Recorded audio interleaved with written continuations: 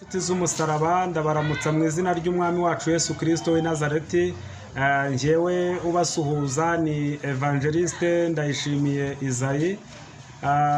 Nkaba rero nje n'ubundi muri wa mwanya wo kubagezaho inyigisho ku ngaruka za divorce ku mukristo,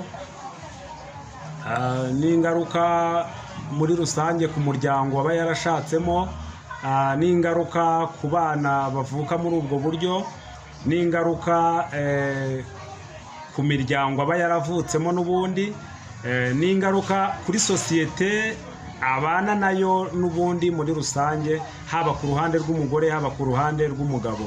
Ariko uyu munsi wa none icyo nje kuvuga si ikindi, tuje kureba mbese bituruka hehe, bihera hehe, kugira ngo uyu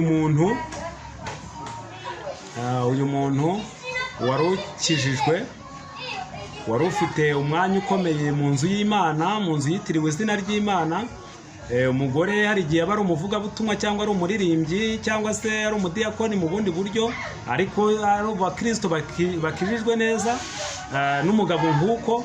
Ariko mu nyuma abantu babiri bari abasore cyangwa abakobwa bahitamo kubana, nyuma bikaza kwanga hadaciyemo n'igihe cyangwa se haciyemo igihe. Satani we ntabwo ajya areba ku gihe mumaze mushakanye, ntareba ari kera cyangwa ari vuba. Ariko ndaje nkubwire cyangwa ngusobanurire, mbibutsa yuko ubu butumwa ngiye kubagezaho ari igice cya 9, ni pariti ya 9 kuri divorce. Pariti ya 9 hari ababonye igice cya mbere, cya kabiri, cya gatatu, cya kane, cya gatanu, cya gatandatu, cya karindwi, cya munani, cya 9. Turakomeje. Nta kindi wowe rero usabwa, wowe uruhanze amaso kamera za Yesu Niyamamare Hose TV, icyo wowe usabwa ni kimwe gusa, ni ugukanda subscribe, ugakanda n'akazogera, byagukundira ugasharinga kugira ngo n'abandi bubagereho. Niba ari icyifuzo cyangwa igitekerezo ugakora komanteri hasi aho ngaho, nabyo turabibona kandi tujya tubisubiza, kuko no kuba tugeze kuri iki gice cya 9 ni ubusabe bwa benshi. Batubwiye ati nyabuneka mukomeze muducukumburire tumenye icyo Satani yatuzijije, uburyo aturenganyamo n'uburyo twakirenganuramo. Ahangaha rero nzanye ijambo rikurenganura kugira ngo nawe ugire uko wakisuganya, Satani ye kukunyaga ubwenegihugu bugana mu ijuru. Kandi igihe wari umuririmbyi, igihe wari umuvugabutumwa, igihe wari pasitoro, igihe wari bishop, wari uri mu nzira nziza, ariko Satani yaje kukuriganya anyuriye mu rushako. Cyangwa se nawe uri umusore, uri umuvugabutumwa, uri umukobwa, uri umuvugabutumwa, cyangwa se uri umukristo bisanzwe, ariko ndakumenyesha yuko iyi nyigisho nawe irakureba, kuko niba wifuza ko ejo nawe hawe hazaza aho urugo rwawe hakubera hazima, ca bugufi turebere hamwe impamvu. Iri jambo rero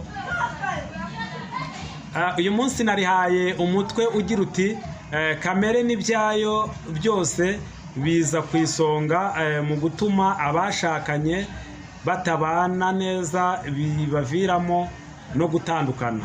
Nubwo navuze ko ari abashakanye kuri uyu mutwe cyangwa kuri iyi ntego y'iri jambo, ariko ni ukuvuga ngo n'abasore, urubyiruko, abo tudashyizemo n'abana under 18 babe bahagaze ku ruhande, nta kibazo, nabo bizabageraho. Turahari, turahababereye, ntabwo duteganya guhindura inyigisho zacu cyangwa se ngo tugire ibindi tujyamo bidafitanye isano n'ubushake bw'Imana. Turahari, Yesu Niyamamare Hose TV, turahababereye. Ibi bice byose dushyira kuri channel, dushyira kuri groupe, dushyira kuri Facebook, dushyira kuri Twitter, dushyira kuri Telegram, dushyira kuri Instagram, dushyira ku mapaje yacu. Ibi byose ni ukuvuga ngo niyo hashira imyaka 30 ufite uburenganzira bwo kutubaza ati twabigenza gute. Turahababereye, ntabwo duhari none ejo tuzaba tudahari. Hoya, uyu ni umurimo w'Imana kandi tuyoborwamo na Mwuka Wera. Niyo mpamvu ko Mwuka Wera abana natwe ibihe byose, tuzawubagezaho ibihe byose. Haleluya bene data. Njyewe rero ugiye kubagezaho iyi nyigisho ni Evangeliste Ndayishimiye Isayi, nkaba n'umunyamakuru ku kinyamakuru cy'ivugabutumwa cya Yesu Niyamamare Hose TV. Hanyuma nkaba n'umuyobozi w'imbuga zose za Yesu Niyamamare Hose TV. Ikirango rero kizakubwira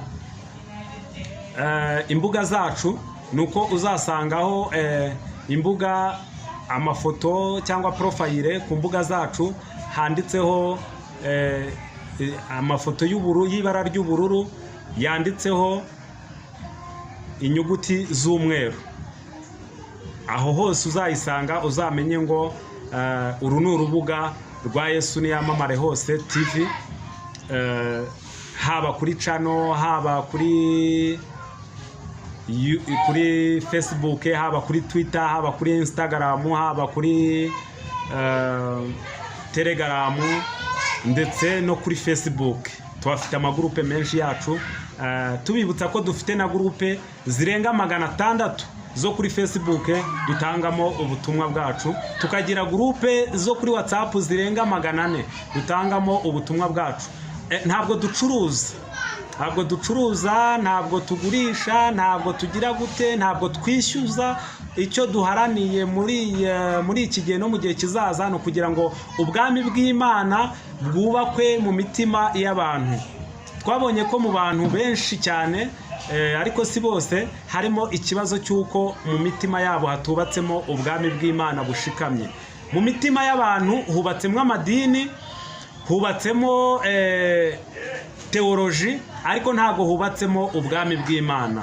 Niyo mpamvu twebwe nka Yesu Niyamamare Hose TV twabateguriye uruhererekane rw'inyigisho zitandukanye, zaba izacu tubahaye, zaba iz'abandi bavuga butumwa bifuza kunyuza ubutumwa bwabo kuri channel yacu bifashishije channel yacu, ariko bagatanga ubutumwa cyangwa se ubuhanuzi cyangwa se inyigisho ziri mu kuri no mu mwuka.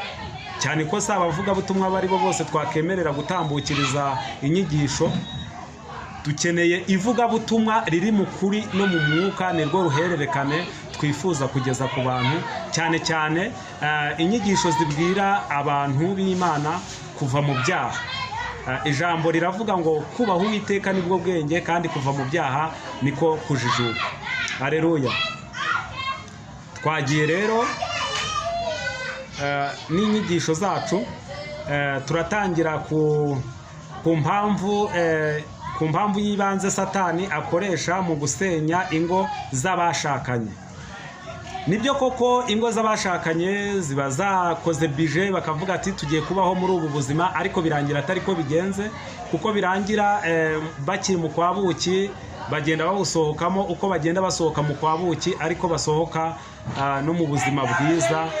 Kumwe rero umusore cyangwa se umugabo n'umugore bagenda bacika intege mu kwiyumvanamo, niho Satani batangiye kwinjira. Ibyo birahera hehe? Nubona umudamu wawe atangiye kujya kubwira uti wari usanzwe umenyereye amazi yo koga ashyushye, wahagera ugasanga amazi ashyushye ntayo, ubifata ko byoroshye, ariko aba yatangiye guhinduka. Wajyaga ujya kurya kagukarabya, ariko noneho watereka amazi yarani ibyo kurya, ibyo byatangiye guhinduka. Yagutamikaga, none watangiye kwitamika, byatangiye guhinduka. Umusore nawe ni nk'uko, cyangwa se umugabo nawe biba bimeze nk'uko. Iyo ni impamvu Satani aba yatangiye kwinjizamo yo kugira ngo umwe ku wundi atangire yigenge. Ikintu rero gikomeye cyane gisenya ingo z'abashakanye ni uguharanira ubwigenge. Guharanira ubwigenge, umugore agashaka ubwigenge n'umugabo agashaka ubwigenge. Muri kwa guharanira ubwigenge, Satani niho ajya bibira umugono, Satani niho abibira, Satani niho abajijishiriza. Yamara kubajijisha agafata umwe ko agomba kwimenya, bigasa naho umwe asubiye muri bwa buzima yari arimo mbere.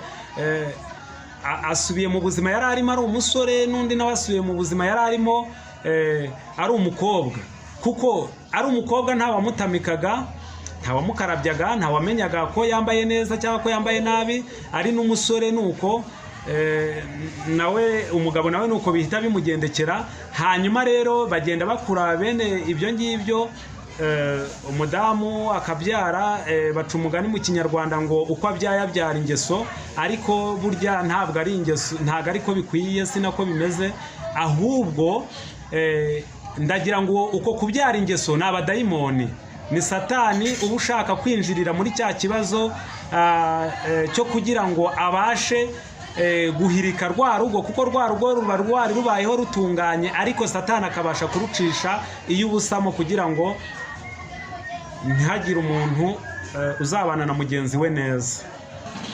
Bitangira rero na wa mutware umufasha wiwe yamusasiraga, ariko bikarangira umufasha mubwiye ati noneho nawe wasasa, nawe nta maboko urayafite.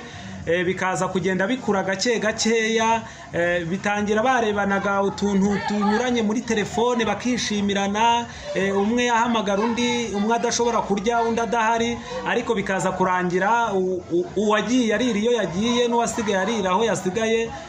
Bikaza kurangira twa tuntu barebanaga bataturebana, twa twana two mu jisho barebanagamo ntago bizongera, bihita birangirira aho ngaho. Ubwo ndi kuvunagura, turi kugenda tugera mu myaka umwaka umwe, ibiri, tugeze muri 3 cyangwa se. Ubwo twagiye rero tugeze hahandi umuntu afite n'umwana, uzasanga umufasha zita ku mwana kurusha kwita ku mugabo. Nibyo koko aba babonye uwo kwitabwaho, ariko siko bikwiye, kuko habanza umugabo, habanza umutware, habanza umufasha, ntago habanza umwana.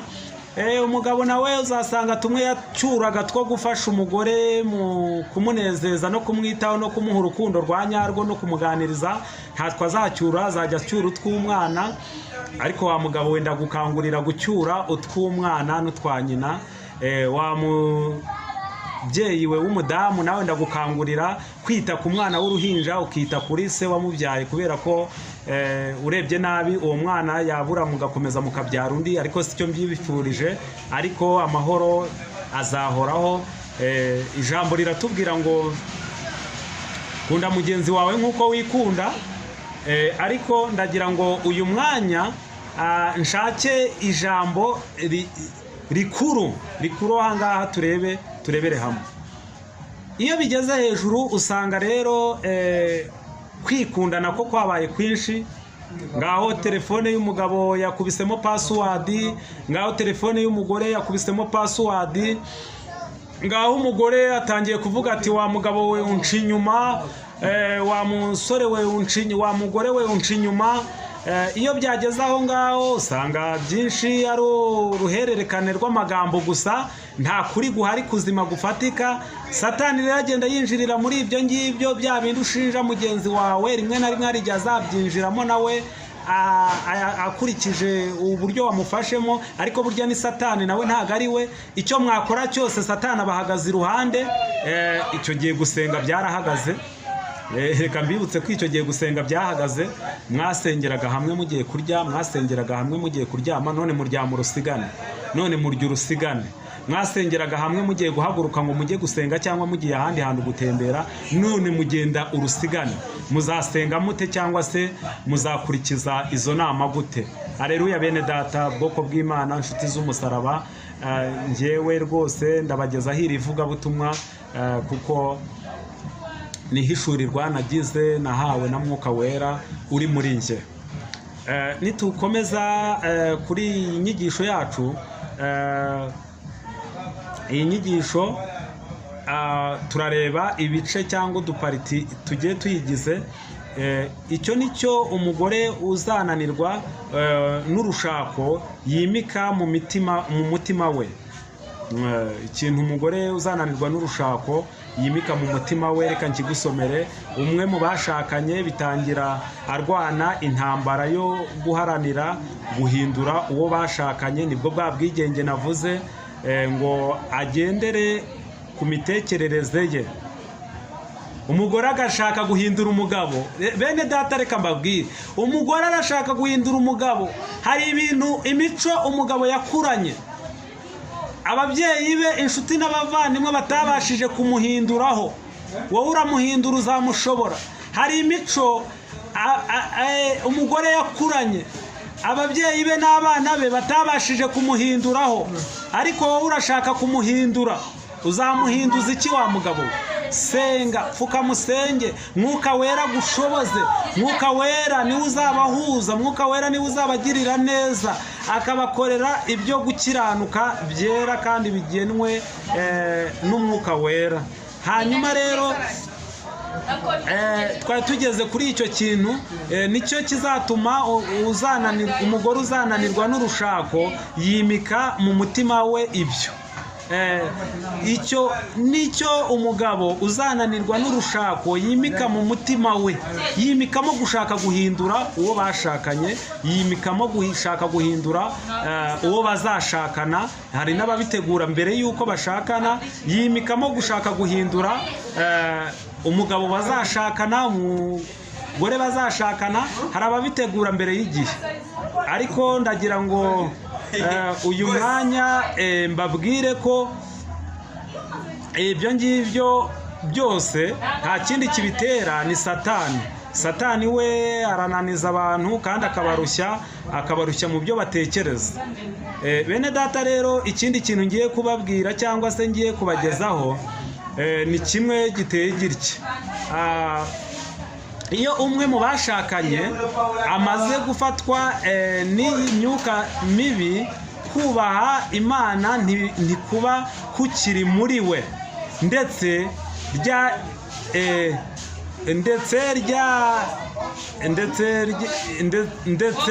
rya hame rishingiye ku bukristo nyawe, ku mukristo nyawe, ryo gukunda mugenzi we nk'uko yikunda, ntiriba rikibagenga, ntiriba rikiri muri bo. Aba bantu iyo bimaze gufata intera, bagenda bakururwa no guhimana, kandi iyo bimaze gufata intera, umwe ashinja undi kutamwubaha cyangwa ngo amwubahishe. Haleluya bene data. Iyo bigeze kuri uru rwego rw'uko umugore atacyubaha umugabo, umugabo atacyubaha umugore, biba bigeze ku ntera navuga ibabaje, ariko ishimishije Satani n'abadayimoni. Kuri twebwe ibibabaje, n'abandi babibona biba bibabaje, ndetse n'itorero ry'Imana n'Imana ubwayo ibibabaye, ariko Satani we aba ari mu mashimwe. Kandi n'umugore we nuko nta bubasha yagira bwo guhindura umugabo. Icyakora icyo ukwiriye kumenya neza nuko nta bubasha umugore afite bwo guhindura umugabo, kandi akaba nta bubasha umugabo afite bwo guhindura umugore. Ahubwo icy'ibanze umwe ku wundi ni ububasha, ni ukuba hari n'ubufasha, harimo ubufasha bw'Imana, hubahirizwa amahame y'ibya Mwuka Wera uri muri mwe. Mu gihe rero muri mwebwe nta Mwuka Wera uri muri mwebwe, ijambo ry'Imana ntacyo ryabafasha, nta n'icyo ryabamarira. Kandi mu gihe mudafite umwanya wo gusenga, wo guhuriza hamwe, byo ntabwo byashoboka. Mu by'ukuri kwirinda ni uko wakwirinda gukoresha ibisa n'amategeko mu rugo, kuko umuntu mubana afite iye miterere itarahinduwe n'abavandimwe, itarahinduwe n'ababyeyi biwe, itarahinduwe n'inshuti ziwe, kandi wowe urashaka kubihindura ute? Ahubwo imbuto yawe wamwerera, amasengesho yawe, guca bugufi kwawe kwamuhindura. Ariko wowe ubwawe ntabwo wamuhindura, Imana yamuhindura. Yahindurwa na Mwuka Wera w'Imana wenyine, niwe wabasha guhindura uyu muntu. Kandi nawe imbuto zawe ziturutse kuri Mwuka Wera nizo ashobora kwibwira kandi agahinduka. Bitewe n'uko akenshi bene izo mpinduka abashakanye bashaka ko ziba, hagati yabo ziba zishingiye kuri kamere mbi no kutaba hafi n'ijambo ry'Imana ngo ribe muri bo. Mwene data, ndakwibutsa yuko ubaye uri hafi n'ijambo ry'Imana urugo rwawe ruzakomera. Ubaye uri hafi n'ijambo ry'Imana urugo rwawe ntiruzanyeganyega. ubaye uri hafi n'agakiza no gukiranuka urugo rwawe ruzaba hafi n'Imana ndetse ruzabaho rutanyeganyerwa. Ntago ruzanyeganyega, nta n'ikizarukoraho, nta n'ikizarunyeganyeza. Kandi nta n'urugo mu by'ukuri reka nkubwire, nta rugo rw'umukristo rujya rusenyuka, kandi nta rugo rw'umwana w'Imana rujya rusenyuka. Reka nkubwire yuko babandi uzi b'abavugabutumwa uzi zasenyutse ntago ari abavugabutumwa, ni abishushanya mu murimo, ni abiyoberanya mu murimo. Ariko niyo mpamvu igihe kijya kigera bagatwikururwa, niyo mpamvu igihe kigera bakorosorwa. Haleluya bene data. Wa mukristo uzi urugo rwiye rwasenyutse ntabwo yari umukristo, yari uwishushanya mu murimo, yari uwo kwiyoberanya mu murimo. Ariko uyu munsi ndakumenyesha yuko ariyo mpamvu rwasenyutse, nuko yatwikuruwe ngashyirwe ku mugaragaro. Ijambo riratubwira ngo Yesu yaravuze ati nta cyakorewe mu bwihisho kitazashyirwa ahabona. Icyakora nabwo Satani atugenza nk'uko mubizi neza. Yagerageresheje Yesu uburyo bunyuranye, yamugerageje mu buryo bwose, ariko ntabwo yabashije kumugusha muri icyo cyaha. Iyo turi muri Yesu Kristo tubasha gutsinda ibigeragezo, tubasha gutsinda ibitugerageza. Mu bihe byiza, igihe cyose rero uri mu bihe byiza byo gusenga, nta muntu, nta mwanzi cyangwa se nta muntu waza kuguteranya n'uwo mwashakanye. Yewe niyo wamufatira mu ikosa umenya ko yakosheje, kandi ko yakosheje ko ari umuntu, ukamubabarira nawe akumva ko yakosheje akakubabarira. Ariko kubera yuko tuba twaramaze kugotwa na ya myuka mibi yatwinjiriye cya gihe tukiri batoya, tukiri mu rushako rutoya, iyo rugeze hejuru niyo mpamvu abantu akenshi kurimita ibyo bibazo bibagora, ugasanga begukiye gukorera Satani by'ukuri, aribwo batangira kwiha amahoro bavuga ati ubu ntandukanye n'uwo twashakanye, najya gushaka undi, mvuye kuri uyu nkajya gushaka undi, byamba amahoro, byamba umugisha, byambesha umunezero. Nta munezero bitanga, nta n'amahoro bitanga. Icyakora ndagira nkubwire yuko nubwo bidatanga amahoro, ariko dore igitanga amahoro ni ugusenga. Igitanga amahoro ni ugusenga. Mwirinde rero kuko kamere yacu iyo zidasinziriye, Mwuka Wera ntaba akiri muri twe. Mwuka Wera ntabana na kamere. Imana iratubwira ati ni urukundo, niyo mpamvu nayo iba hari urukundo. Imana ni umucyo, niyo mpamvu itagikorera mu mwijima na gakeya. Kandi mwumvishe ko bitangira bigenda biza gake gake byinjiramo ari umwijima. Niyo mpamvu iyo bigeze hejuru, umwe yatangiye gushaka guhindura undi, n'undi ashaka guhindura undi, biba bigikunze ko Imana ikiri kumwe natwe. Niyo mpamvu abatandukana baratandukana bigakunda, abakora divorce bakazikora bigakunda, ndetse n'abajya gushaka abandi bagore bigakunda, n'abajya gushaka abandi bagabo nabo bikabakundira. Ariko noneho reka turebe twakora iki kugira ngo kamere zacu zisinzire, noneho tubone gukorera Imana dukeye, dufite n'umutima utuje, tutafite uburyarya muri twebwe cyangwa tutayobewe n'umubiri nk'uko ijambo ryacu ribitubwira. Reka dusome mu izina rya Yesu Kristo w'i Nazareti iri jambo tunasoza.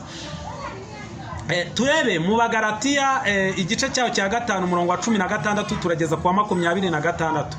Haranditswe ngo bene data, mwahamagariwe umudendezo, ariko umudendezo wanyu ntimukawugire urwitwazo rwo gukurikiza ibya kamere, ahubwo mukorerane mu rukundo, kuko amategeko yose asohorera mw'iri jambo rimwe ngiri ngo ukunde mugenzi wawe nk'uko wikunda. Ariko rero nimushikurana mugaconcomerana, mwirinde mutamarana. Ndavuga nti muyoborwe n'umwuka, kuko ari bwo mutazakora ibyo kamere irarikira. Kuko kamere irarikira ibyo umwuka yanga, kandi umwuka yifuza ibyo kamere yanga. Kuko ibyo bihabanye, nicyo gituma ibyo mushaka gukora atari byo mukora. Ariko niba muyobowe n'umwuka ntimuba mugitwarwa n'amategeko.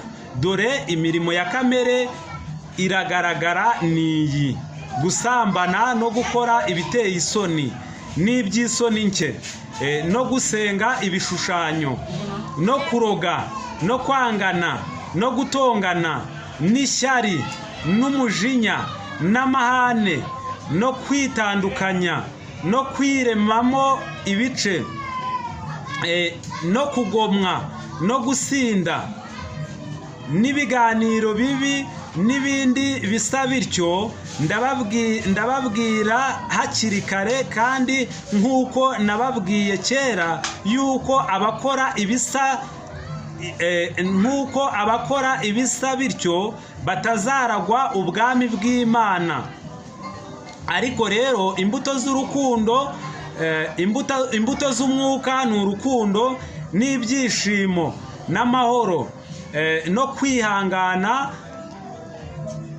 no kugira neza, n'ingeso nziza, no gukiranuka, no kugwa neza, no kwirinda. Ibimeze bityo nta mategeko abihana. Abakristo Yesu babambanye kamere n'iruba n'irari byayo.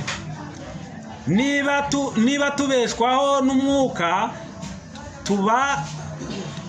tujye tuyoborwa n'umwuka, twe kwifata uko tutari,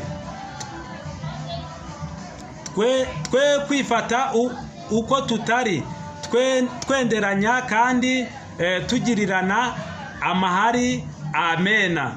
Bene data, nshuti bavandimwe, nshuti z'umusaraba, ijambo riratubwiye riti ukunde mugenzi wawe nk'uko wikunda. Bwa mbere rero, aho bitangiriye kuri aba bantu bashakanye, twabahaye ibice byinshi bitandukanye bigiye binyuranye biri mu nyandiko. Niki ubwacyo ndi kubabwira, impamvu mwagiye mwumva hari aho nagiye nsikira, nuko ndi gusoma kugira ngihuze n'icyo nari nateguye cy'inyandiko gihari. Ariko reka nkubwire yuko mu gihe utabashije gukunda mugenzi wawe nk'uko wikunda, uzakunda te Imana? Uzabigenza ute? Uzirema mwute? Izo mpamvu mbese uzakora iki kugira ngo?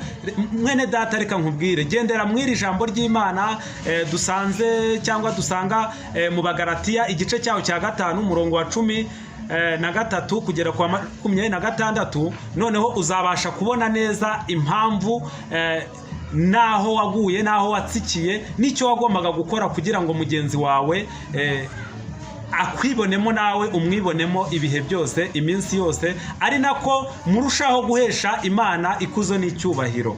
Murakoze cyane rero. Yesu abagirire neza kandi akomeze abarinde muri byose. Hanyuma rero, wifuza izi nyigisho ziri audio, iziri mu mashusho, iziri mu nyandiko, ndetse cyangwa wifuje ko tugusobanurira cyangwa se hari izindi mbuguro zindi twaguha ku ruhande nk'ubujyanama n'ibindi cyangwa izindi nyigisho zijyanye no kuva mu byaha, cyane cyane ko intego yacu ariyo kwamamaza umwami Yesu Kristo ariko tugamije gukura abantu mu byaha. Twebwe ntabwo twigisha abantu ibyo kugira neza, ibyo kurya neza, ibyo kunywa neza, nabyo ni ibyacu turabizi neza, ndetse ijambo riratubwira ngo mushake ubwami bw'Imana no gukiranuka kwayo kwera, ibindi muzabyongererwa. Niyo ntego rero ya Yesu n'Iyamamare Hose TV, ni ukumenyesha abantu ibyo kuza k'umwami Yesu, twubaka ubwami bw'Imana mu mitima y'abantu mu isi yose, kubemera n'abatemera, abashoboka n'abadashoboka. Hanyuma rero niba wifuza kubana natwe buri gihe, wakandika agasaraba ko guteranya